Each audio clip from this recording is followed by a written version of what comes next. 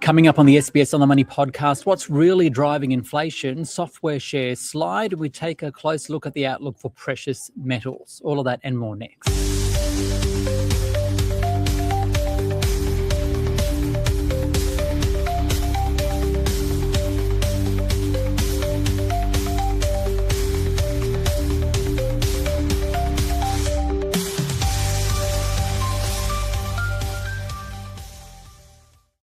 Hi everyone, welcome to the SBS On The Money podcast for this Wednesday, the 4th of February 2026. It's a day where the Australian share market rose, but only just. The S&P ASX 200 up 0.8% today to 8,927.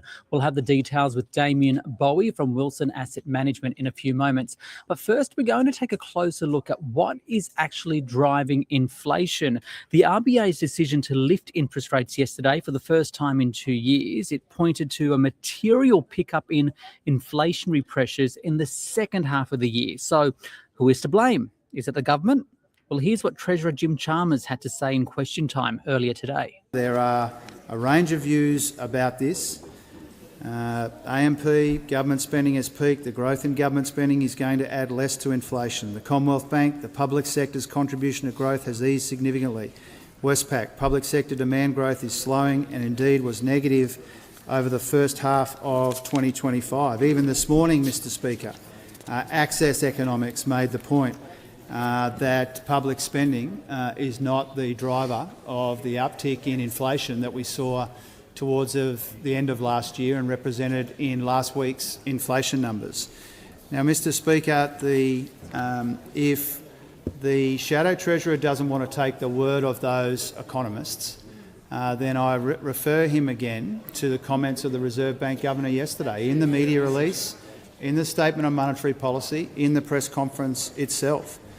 And the Governor made the point, and I'm quoting, growth in private demand has strengthened substantially more than expected. Quoting again, private demand is growing more quickly than expected. Okay, so that's the Treasurer Jim Chalmers there speaking question time earlier today. So let's take a closer look at that statement by the Reserve Bank following the decision to lift interest rates yesterday. And in it, it said, while part of the pickup in inflation is assessed to reflect temporary factors, it is evident that private demand is growing more quickly than expected, capacity pressures are greater than previously assessed, and labour market conditions are a little tight. So what does this all mean, and who is to blame for inflation? For that and more, I spoke to Shane Oliver, Chief Economist at AMP. Shane, first of all, in a statement, the RBA attributed a rise in inflation for its reason to lift interest rates, but it gave three factors. So can we go through them and have you explain what they actually mean? So the first one, private demand is growing more quickly than expected. What does that mean? Well, basically, private demand is spending by Australian households, consumers, spending on new homes, building homes, so home construction, and of course, business investment. And all of those in the last year or so picked up pace. Consumers have been spending more. We've seen a slight pickup in home building construction, and so we've certainly seen a pickup in business investment. And that pickup has been stronger than the Reserve Bank expected. So ultimately, when you add it all together, we've seen stronger growth in private demand. The second thing it said was that capacity pressures are greater than previously assessed. So what are capacity pressures exactly, and how does that flow through to prices? Well, capacity relates to the intersection of demand and supply in the economy. So what's happened here is that the economy has an ability to supply and service a certain number of products. And of course, demand has picked up, possibly going above the level of the ability of the economy to meet that demand. So you've seen that pick up in private spending at a time when public demand is still very strong. That's led to high levels of overall demand relative to the supply of goods and services in the economy. That's causing capacity constraints in the overall economy. And we often talk about capacity utilisation has gone up. We're seeing excessive use in terms of that capacity. And of course, that can contribute to higher inflation because companies are able to push up prices in response to strong demand for their products. Is this where the productivity discussion comes in? This is where productivity comes in. So one way to solve the problem is to boost productivity. If we can work more smartly, produce more for the number of hours that we work and for the number of people employed, then we can better supply demand, whether that demand is coming from government, whether it's coming to build new homes, whether it's coming from businesses to invest, or whether it's coming from ordinary household spending. So if you can boost productivity, it means less in the way of capacity constraints. You can produce more in your economy without seeing inflation. And the third thing the RBA noted was a tight labour market. So that basically means people have a job. So that's good news, right? Look, it's certainly good news. The labour market is tight. We heard a couple of weeks back that the unemployment rate is 4.1%, which historically in Australia is quite low. So that's good news. The problem is that when the labour market is tight, it can mean upwards pressure on inflation as well, because workers, understandably, demand higher wages when there's lots of demand for their services. And of course, higher wages also mean higher costs for companies, and that means upwards pressure on inflation. We mentioned three. The other side note the RBA noted was that there are some temporary factors influencing inflation. What are they, and do you agree? Look, there's certainly been some temporary factors in there. One, of course, is the energy rebates. Several states had big energy rebates a year or so ago. Ahead of elections, those energy rebates came to an end and suddenly electricity prices spiked higher. Another one, of course, is overseas travel, which in the latter part of last year saw quite sharp increases, and that partly reflects the lack of competition on international air routes, and it's also a bit of an issue in Australia as well. So there's an argument there that there's some temporary factors around those sorts of things impacting the inflation numbers. And so when we look at all those reasons that the RBA gave then, who is to blame for the rise in inflation, and to what extent is the government to blame too, both federal and state? Well, my view is that it's very hard to blame Australian households here. They're just trying to grow their spending in response to lower interest rates after having many years of cut back. It also makes sense for businesses to invest. We have a lack of investment in Australia. So I think it's good we're seeing stronger business investment. And we also need to see more home building construction because we have a shortage of housing. So it's very hard to blame home builders, Australian consumers and businesses for investing. I think the real problem is in particular, that we've got very high levels of government spending in Australia. Government spending has slowed down a little bit over the course of the last year, but it's still at very, very high levels. It's taking up 28% of overall demand.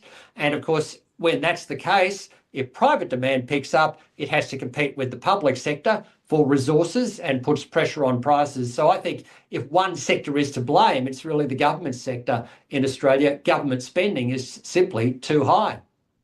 Okay. Following the RBA statement, you've now had almost 24 hours to take a closer look at it. Do you think that they are pointing to the potential for a follow-up rate rise? Look, I think when you read the RBA statement, the more concern you get about it. The RBA is now seeing inflation staying above target for a lot longer, and that's despite factoring in assumptions for almost 2 more rate hikes. So I think there is now a very high risk that we'll see further rate hikes. My base case is, and I'm hopeful we'll avoid that, and I think some of those temporary factors may take some of the pressure off inflation as we go through the next few months, but the risk is very high. I think we've really got to wait for the March quarter inflation numbers when they come out at the end of April, and the next big meeting to watch from the RBA will be the one in May. And I'd have to say it again could turn out to be 50-50 as to whether they hike again, but the risks are certainly on the upside.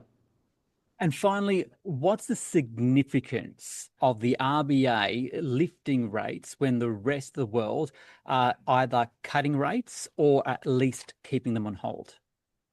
Well, I guess there's 2 ways of looking at it. The one way is to say, well, Australia has more of an inflation problem than other countries do. We have bigger issues in terms of getting our productivity back up and maybe slowing down government spending than is the case in other countries.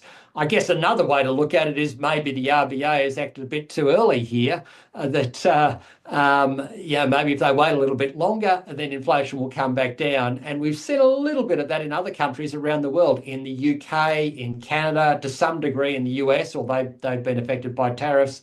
They all saw a spike in inflation last year, and then it came back down again. So maybe our Reserve Bank perhaps could be a bit more cautious. But that said, I can understand why the Reserve Bank has moved, because the inflation problem does seem to be a little bit higher in Australia than it is in other countries. I guess there's a third interpretation, and maybe that is the RBA is showing the way, that we're just one of the first to move here. And of course, other countries might see a pickup in inflation down the track. And there is some inkling there in market expectations that rates have bottomed in places like Europe, like Canada, and the next move in those countries could be up, but probably 6 to 12 months away, I think. That's Shane Oliver there from AMP, the chief economist. Let's go to the Australian share market now, which actually had a great day despite a weak start. The S&P ASX 200 up 0.8% to 8,927. More sectors actually ended lower than higher. Information technology absolutely smashed today, down by 9.4%. Materials and energy sectors doing well, but you can see that reflected in the top stocks today on the 200. Yancoal doing best, up by 8.9%. Silex Systems up by 6.6%. South 32, 6% stronger today. BHP also having a great day. Shares up by more than 4% today, really helping drive the index higher. But it's those worst performers reflecting that poor performance in the US, sell-off in US software shares overnight, following concerns AI could hit demand for companies' products. So we saw stocks here like Xero leading the charge down. Shares off by 15.9% today. Hub 24 off by 10.7%. WiseTech Global losing 10.7%. And Technology One off by 10%. News Corp also having a poor day, shares off by 9.6%. To tell us more about the day's market action and to tell us through investor sentiment, I spoke with Damien Boey. He's a portfolio strategist at Wilson Asset Management. Damien, to start off, can you run through what you think investor sentiment is like at the moment? I think investor sentiment's actually pretty constructive, but for different parts of the world. So what you're seeing at the moment is a bit of concern still about the AI space in America. People are still concerned about valuations. They're concerned about monetary policy uncertainty with a new Fed chair coming in. And in Australia, I guess what people are confronted with is that, you've got commodities on the one hand that are doing very well, but then you've got a lot of the domestic and the tech exposures that are not doing very well. So there's a lot of dispersion between the 2 or 3 camps there. And what's really happening is that a lot of money that has entered into Australia over the last few years, because Australia was perceived as safe against China risk or US risk, is now going the other way. And so this is actually causing people to think about country allocation and obviously specific sectors that they want to avoid. But on the other hand, like you can see Asian markets like Korea, and they're flying at the moment. So I'd say investor sentiment's actually pretty constructive. People still want to find places to deploy their money. They're not just going to cash, but there is obviously a bit of dispersion between the haves and the have-nots at the moment. Okay, a few things to break down. I found it interesting you were talking about money flowing out of Australia. That higher Australian dollar now, though, given we're seeing higher interest rates, is that going to perhaps bring some investors back in? And given a second part of that question, given Aussie rates are now rising at a time when other global central banks are cutting or at least holding, to what extent is that changing the investment environment? I think that's a really good point to raise. So there's a price for everything. And we saw ahead of the RBA raising rates, bond yields were going up quite a lot in an unusually sharp fashion. And it wasn't just because people were getting ahead of the RBA and pricing in lots and lots of hikes. It wasn't just because of that. It had to do with the fact that money was leaving the country. And so now what you've got is, well, there's a price for everything, right? Like there's nothing wrong with the Aussie economy. It's actually going pretty well at the moment. But obviously people need a little bit of a cheaper entry point, a little bit of a higher yield, if you will, to attract that money back when there are so many alternatives out there in the world. So I do think that the strength of the Aussie dollar is starting to say, well, hang on a minute, this isn't a one-way trade of capital flying out of the country. Actually, there are moving parts here, whether it's the valuations on our stocks going down for certain parts, or whether it's bond yields going up, that are actually starting to make Australia attractive again from an offshore investor perspective. So I think that those moving parts are there. And for what it's worth, I think that the bond yield is actually reaching such high levels in Australia now that we will get actually a lot of foreign interest. whether or not they're risk on or risk off in terms of predisposition, the valuations are actually starting to become quite compelling, too compelling to ignore. You also mentioned the tech sector, right? Overnight, there appeared to be a fresh wave of concerns about the impact AI will have on the sector. Software shares smashed. We're seeing some of that flow through to the market here. What's your take on the space? So tech in Australia is really interesting because we don't quite have the same depth of technology as, say, the Americans do. We have a tech sector, but it's nowhere near as rich and deep or diverse or sophisticated necessarily as what you see in the US. But nonetheless, money obviously needs to find a tech sector weight in Australia. And for a long time, while sort of capital is not moving out of the country, well, you could see why there's a scarcity of tech type assets in Australia, and they get bid up to relatively stretched valuations. So that story made a lot of sense. Now, what you're seeing is money moving out of Australia. The ring fencing, as it were, is no longer there, and so disproportionately, you're seeing outflows impact this sector. On top of that, what you've seen is that obviously the RBA has been a bit different to the rest of other central banks because they're now raising rates and bond yields have gone up ahead of that. And the rise in the cost of capital has really hurt long duration growth exposures like tech in Australia. So both the capital outflow and the trajectory of the RBA rate cycle have really hurt tech. Having said all of that, it's a global phenomenon. Clearly, investors are questioning the longer term earnings growth outlook for a lot of AI and software type stocks. What is the saving grace? The saving grace here is that, well, actually, a lot of the growth complex has become very, very oversold. It could stay oversold for a little bit longer. But if you are a longer term investor, what you have to look for are, well, some of the positives are bond yields in America are staying remarkably well contained. Interest rate volatility in America is remarkably low. These things actually set up a situation where on, say, a 6-month horizon, you could actually see a bounce in some of these really oversold stocks as people start to recognize that what the Fed is doing is effectively a form of quantitative easing, which historically has benefited these stocks. So I wouldn't say, this is an exposure that you have to have, but it is interesting that the sector is very, very oversold, and it is actually due for a bounce. Respecting what people are thinking about earnings and all of that, of course, but there is a price for everything. And there are some things that are actually going right for the sector. All right, speaking of a price for everything, prices for precious metals, they came under a bit of a correction earlier this week. Were they too hot? They absolutely were too hot. And the reason why I can say that is not because I think I'm better at modeling this stuff than anyone else. It's not about that. It's about the fact that usually when you see an asset price, the price goes up, the volatility goes down. The volatility gauge represents the risk. The price is the price. So less risk, higher price. That's usually the way it should work. What you started to see with the precious metal complex was that the price was going up and the volatility was going up, which meant that it was extremely speculative, extremely overbought. So we should have expected to see some consolidation. Now, when you see things like silver trade at a volatility of nearly 100%, right, which is crazy volatility to be expecting on an annualized basis, but that's kind of where it was. It doesn't take a lot of risk. It doesn't take a lot of worry to spread through the market, rational or not, to make people jump ship. And it just so happened that we had a bit of a catalyst, which was a change in Fed chair. There's a lot of speculation as to what the true colors of Kevin Warsh actually might be like. But at the end of the day, you had a commodity complex which was very, very overbought, not priced for much risk at all, very speculative. And then you have a potential catalyst for an unwind, and it did happen. That is Damien Boey there from Wilson Asset Management, and he wraps up the podcast for this, what day is it today? Wednesday. Join me again tomorrow.